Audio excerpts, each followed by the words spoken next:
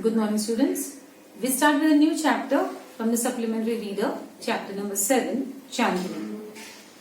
Now, this chapter is all about a goat. And what do you associate the goat with in this chapter is the spirit of being free, the spirit of not being under the control of anybody. How you love your freedom is being portrayed with the help of an animal over here in this story. Abu Khan kept goats as pets. He loved his goats, but they left him one by one. He bought a young pretty goat and called her Chandni. Now, typical of Indians to keep the names of the pets on the names of human beings. Typical of you and me also, who would keep a pet's name depending upon human beings' names only. Once upon a time, there lived an old man in Almora. He was popularly known as Abu Khan. He lived all alone except for a few goats which he kept always as pets. He gave his goats funny names such as Kalua, Mungia or Gujri. So depending upon the local names, he also used to keep his pets' names. He would take them out for grazing during the day and talk to them as one talks to his own children. At night, he would bring them back to his own little hut and put a string around the neck of each goat. He would leave them free for during the day to graze because there was a lot of grass around. So the goats were left free to graze during the day, but at night he used to tie a string around the neck so that they would be secure in one place. Now, when you and I also keep pets, we also talk to them. Like 100% they won't understand our language over there, nor will we able to communicate with them in the reciprocated manner as well. But we do talk to them. So he considered them to be his children only, so he used to talk continuously to them. Poor Abu Khan was a little unlucky in the matter of his goats. Very often at night, one of the goats would pull at the string till it broke loose and then would disappear in the hills beyond. Now, the goats which he had didn't want themselves to be tied with the string. So those goats would pull at the string over there till it became loose and they would disappear in the hills beyond. They would either, you can take it as they would run away or they would be eaten away by a wild animal in the forest. Goats in hilly regions hate being tied to trees or poles. They love their freedom. Abu Khan's goats were one of the best hill breed. So the different varieties of breeds which you find in the hills, and his goats were one of the best hill breeds which you could ever find. They too loved their freedom.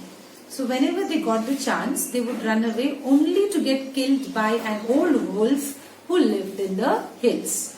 So this man would tie them because he wanted them to be secured from the attack of the wolf over there. But they never understood this. They loved their freedom. So what they would do is they would run away to the hills and get eaten away by the wolf. Whenever one of his goats disappeared, Abu Khan was very sad. He did not understand why even the juiciest grass and grains that he gave them and all the love that he had showered on them would not stop these unfortunate goats from running straight into the jaws of the death. He was of the opinion that he was giving them the best food ever possible which could have been given, and then he gave them the warmth, the love, the entire, whatever a pet would be demanding of, he gave them everything. But he failed to understand why would these goats run away from him and fall into the clutches of that wolf and be eaten away and die. Are these goats mad? He wondered. Truly, if you're getting nice amenities at a particular place and you don't get them outside, but still you are choosing your freedom over that, he thought they were to be mad. Or was it their love for freedom? But freedom meant struggle, hardship, even death. Abu Khan couldn't solve the mystery. For him it was a dilemma, a confused situation over here, saying one side you're safe, secure and you're getting everything what you want in your life, and the other side is only freedom.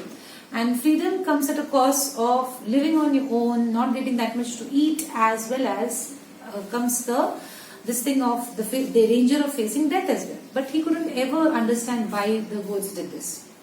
One day all his goats had left him. Abu Khan said to himself, "No more goats in my house ever again. I may yet live for a few more years, but I live without goats." That's what he promised himself. Because he was fed up of buying goats and then taking care of them, and one day they would leave, so he said, "No more goats now." However, the poor old man was terribly lonely, so he simply couldn't do with his pets. Very soon he bought a young goat. He thought, a young goat will stay with me much longer. So he bought a small young goat, so that goat would be dependent on the master. So he thought that it is going to stay with him for a longer time. She will soon begin to love me as well as the food I give her every day. She will never want to go to the hills. And he laughed with joy. So he thought that the very thought of the goat not leaving him and going made him very happy. The new goat was very pretty.